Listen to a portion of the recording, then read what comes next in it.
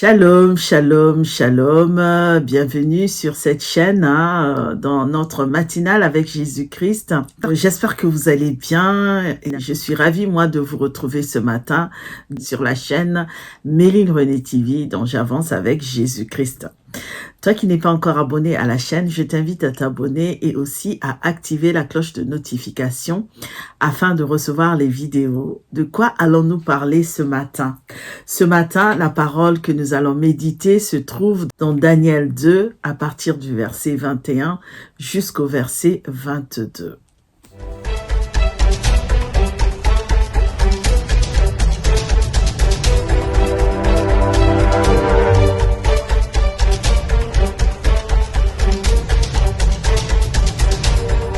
La méditation de ce matin se trouve, comme je le disais tout à l'heure, dans Daniel 2 à partir du verset 21 jusqu'au verset 22. Donc, on va lire dans la Bible Thomson. Celui qui change les temps et les circonstances, qui renverse les rois et qui établit les rois, qui donne la sagesse aux sages et la connaissance à ceux qui ont de l'intelligence. C'est lui qui révèle ce qui est profond et caché, qui connaît ce qui est dans les ténèbres, et la lumière demeure en lui.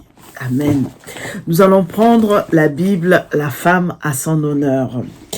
La parole de Dieu nous déclare: car à lui appartiennent la sagesse et la force. Il fait changer les temps et il modifie les circonstances. Il sait ce qu'il y a dans les ténèbres et la lumière brille auprès de lui. Amen. Quel verset magnifique, quel verset incroyable, quel verset extraordinaire. Celui qui change les temps et les circonstances.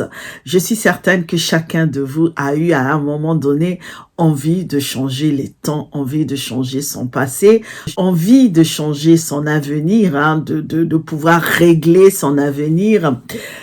Celui qui veut avoir la main mise sur le monde.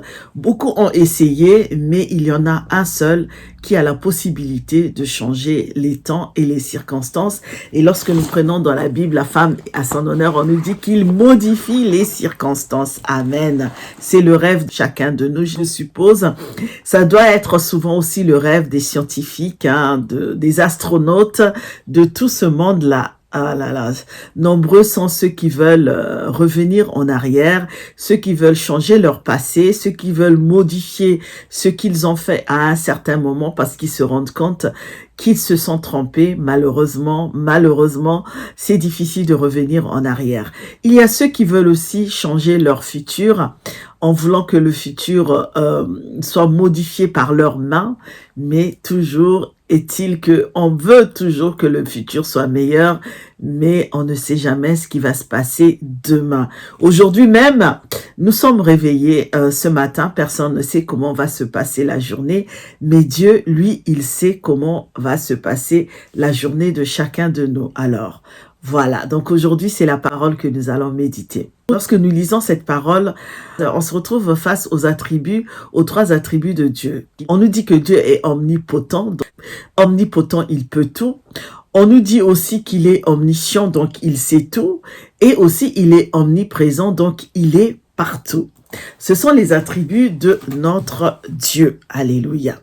Ici, donc, on nous parle de ceux qui ont le pouvoir d'agir, ceux qui ont le pouvoir de savoir et ceux qui ont le pouvoir pour marquer les époques, pour marquer le temps. La journée commence. Mais toi et moi, nous devons faire confiance à notre Dieu. Même si nous ne savons pas comment la journée va se dérouler, même si nous voulons que tout se passe bien, mais une chose est sûre et une chose est capitale, c'est que nous devons faire confiance en notre Dieu. Nous devons remettre notre journée entre les mains de l'Éternel afin que lui seul puisse la conduire, afin que lui seul puisse avoir la main mise sur cette journée-là, parce qu'il est difficile pour toi et moi de tout superviser. Mais Dieu, c'est le superviseur par excellence. Lorsque nous allons au Psaume 50, verset 15, la parole de Dieu nous dit: invoque-moi au jour de la détresse, je te délivrerai et tu me glorifieras. Donc, toi et moi, nous ne savons pas ce qui va se passer aujourd'hui, mais nous pouvons invoquer notre Dieu, même si la détresse n'est pas là. Mais nous devons invoquer notre Dieu afin que lui seul puisse nous accompagner tout au long de cette journée et nous finirons toujours par le glorifier. Nous finirons toujours par le remercier. Alors ici, qui parle? Nous avons Daniel.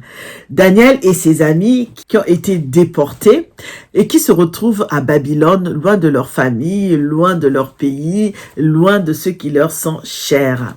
Ils se retrouvent dans cet endroit-là. Et Daniel et ses amis qui vont implorer Dieu, qui vont prier, afin que Dieu leur révèle le secret. Ils vont donc prier Dieu au sujet du secret que Dieu devait leur révéler. Voyons que leur confiance en Dieu, leurs prières vont payer parce que Dieu va parler à Daniel. Dieu va parler à Daniel et va lui révéler le secret du roi. Il va lui révéler ce secret-là. Alors, au lieu d'être fier d'avoir cette révélation-là, qu'est-ce que Daniel va faire? Daniel va commencer à bénir l'Éternel. Avant d'aller voir le chef des gardes, ce que Daniel va faire, c'est d'abord de glorifier Dieu. C'est d'abord de bénir Dieu pour lui avoir révélé ce secret-là. Donc, il va d'abord honorer Dieu. Qu'il a fait le Jérémie 3:3. Les 4 amis ont dû demander à Dieu de leur révéler les choses cachées qu'ils ne connaissaient pas. Parce que la parole de Dieu nous dit dans Jérémie 33, verset 3, « Invoque-moi, je te répondrai, je te ferai connaître les grandes choses, les choses cachées que tu ne connais pas. » Donc, pendant qu'ils étaient en prière, en train d'implorer Dieu de leur révéler les choses cachées, Dieu va se manifester. Leur prière et leur adoration vont payer parce que Dieu va finir par leur révéler les choses qu'ils ne connaissaient pas. Et donc, pourvu de cela, Daniel va d'abord bénir Dieu. Au lieu de courir vite annoncer la nouvelle, comme peut-être nous le ferons, lui, la seule chose qu'il va faire, c'est louer et adorer Dieu pour ce qu'il a accompli. Il va faire remonter ses louanges au cœur de Dieu. Il voulait que Dieu soit touché, il voulait que Dieu reçoive toute la reconnaissance par rapport à ce qu'il leur avait fait, par rapport aux révélations qu'il leur avait données. Il est profondément reconnaissant envers Dieu. Il va le louer, il va l'adorer.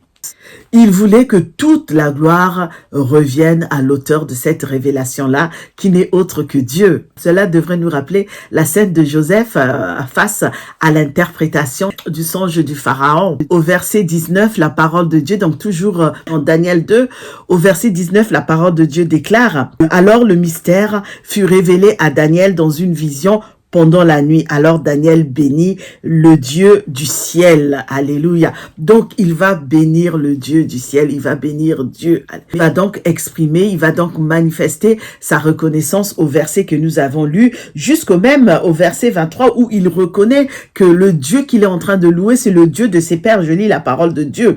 Au verset 23, il dit « Dieu de mes pères, je te célèbre et je te loue pour la sagesse et la force que tu m'as donnée. Car tu m'as fait connaître ce que nous t'avons demandé.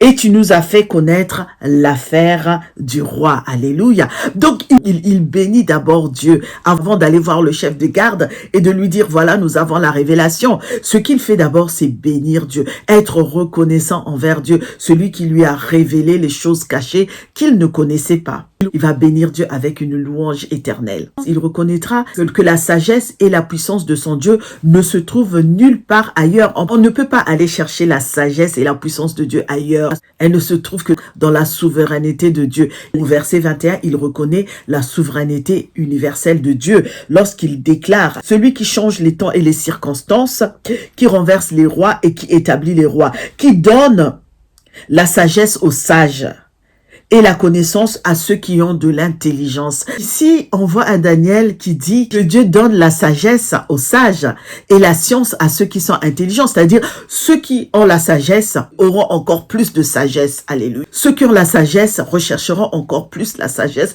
Ils auront encore plus de la sagesse. Et il faut avoir de l'intelligence pour demander à Dieu, pour savoir demander à Dieu. Alors que Dieu nous révèle chaque jour sa parole. Dieu nous renouvelle chaque jour sa sagesse, qui nous renouvelle chaque jour son intelligence, afin que nous puissions comprendre sa parole, qui nous révèle chaque jour sa parole qui est vérité. Lorsque nous allons, par exemple, dans le psaume 111 au verset 10, la parole de Dieu déclare: la crainte de l'Éternel est le commencement de la sagesse. Alléluia. Si nous prenons la Bible Thompson, la parole de Dieu dit, toujours au même verset, le commencement de la sagesse, c'est la crainte du Seigneur. Ils ont du bon sens ceux qui s'en inspirent. La louange subsiste à jamais. Donc, la crainte de l'Éternel est le commencement de la sagesse. Alléluia. C'est la condition. Donc, la crainte de l'Éternel, c'est la condition pour recevoir la sagesse. Et si nous allons dans Matthieu 13, au verset 12, là, à celui qui a, il sera donné. Donc, à celui qui a déjà, Dieu donnera la sagesse. Il donne la sagesse à ceux qui sont déjà sages. Et au psaume 139, on reconnaît l'omniscience de Dieu. Et si nous allons dans Hébreux 4, verset 13, la parole de Dieu déclare: il n'y a pas de création qui échappe à son regard. Tout est mis à nu et offert aux yeux de celui à qui nous devons rendre compte. Daniel célèbre Dieu pour sa sagesse, sa puissance et sa souveraineté. C'est ce que toi et moi nous devons faire. Nous devons demander l'intelligence, la sagesse. À celui qui a la sagesse, Dieu rajoute la sagesse. Et pour que nous puissions avoir de la connaissance, nous devons avoir aussi la crainte de Dieu. Alléluia. La crainte de Dieu. Nous devons avoir la crainte de Dieu. Demandons à notre Dieu de nous révéler sa parole, de nous révéler ses bienfaits. Nous sommes à la fin de notre méditation d'aujourd'hui. J'espère que tout va bien pour vous. Je vous souhaite une agréable journée. Restons en paix, soyons en paix. Continuons à marcher, à avancer avec le Seigneur. Nous sommes des courageux et des courageuses et rien ne va nous arrêter, rien ne va arrêter notre marche. Même si nous tombons, nous finirons toujours par nous relever pour franchir la ligne d'arrivée. Passez une très bonne journée. Je vous dis à très bientôt, même demain. Et toi qui n'es pas encore abonné à cette chaîne, je t'invite à t'abonner et aussi à activer la cloche de notification afin de recevoir les vidéos. Likez et partagez la vidéo. Elle fera du bien à quelqu'un. Que Dieu nous bénisse. On se retrouve très bientôt. Au revoir.